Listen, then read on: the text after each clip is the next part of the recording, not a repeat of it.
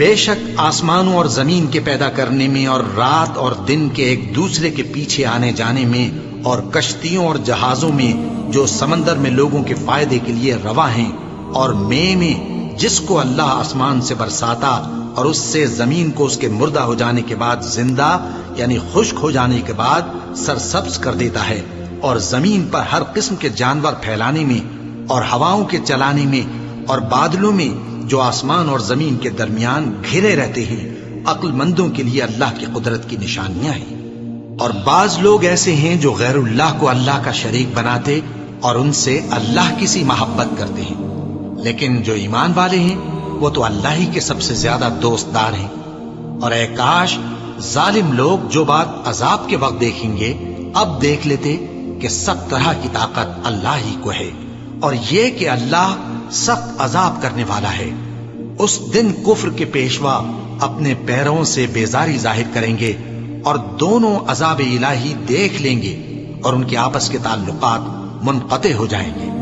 یہ حال دیکھ کر پیروی کرنے والے حسرت سے کہیں گے کہ اے کاش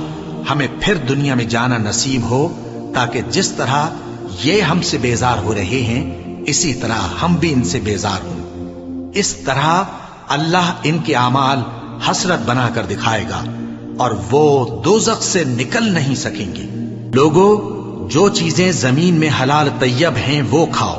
اور شیطان کے قدموں پر نہ چلو، وہ تمہارا کھلا دشمن ہے۔ وہ تو تم کو برائی اور بے حیائی ہی کے کام کرنے کو کہتا ہے، اور یہ بھی کہ اللہ کی نسبت ایسی باتیں کہو جن کا تمہیں کچھ بھی علم نہیں۔ اور جب ان لوگوں سے کہا جاتا ہے کہ جو کتاب اللہ نے نازل فرمائی ہے اس کی پیروی کرو، تو کہتے ہیں نہیں، بلکہ ہم تو اسی چیز کی پیروی کریں گے جس پر ہم نے اپنے باپ دادا کو پایا۔ بھلا اگرچہ ان کے باپ دادا نہ کچھ سمجھتے ہوں اور نہ سیدھے راستے پر ہوں، تب بھی وہ انہی کی تقلید کیے جائیں گے۔ جو لوگ کافر ہیں ان کی مثال اس شخص کی سی ہے جو کسی ایسی چیز کو آواز دے جو پکار اور آواز کے سوا کچھ سن نہ سکے۔ یہ بہرے ہیں، گونگے ہیں، اندھے ہیں کہ کچھ سمجھ ہی نہیں سکتے۔ اے اہل ایمان، جو پاکیزہ چیزیں ہم نے تم کو عطا فرمائی ہیں ان کو کھاؤ، اور اگر اللہ ہی کے بندے ہو تو اس کی نعمتوں کا شکر بھی ادا کرو۔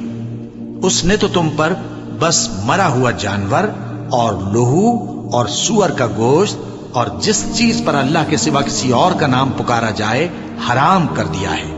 ہاں جو مجبور ہو جائے، بشرطے کہ اللہ کی نافرمانی نہ کرے اور حد ضرورت سے باہر نہ نکل جائے، اس پر کچھ گناہ نہیں۔ بے شک اللہ بخشنے والا ہے، رحم کرنے والا ہے۔